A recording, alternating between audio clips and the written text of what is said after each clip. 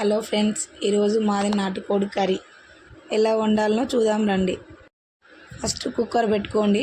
తర్వాత తగినంత ఆయిల్ పోసుకోండి. ఆయిల్ వేడయ్యాక ఉల్లిపాయ వేసుకోండి. ఉల్లిగడ్డ రెడ్గా అయ్యాక చికెన్ వేసుకోండి. చికెన్ కొద్దిసేపు కలుపుకొని వాటర్ మగ్గాక కొంచెం అల్లం పేస్ట్ వేసుకొని పచ్చివాసన పోయాక పసుపు వేసుకోండి. తర్వాత ముందు నానబెట్టుకున్న శనగపప్పును వేయాలి. కొద్దిసేపటికి ఒక 2 టమాటాలు వేసి కలపాలి.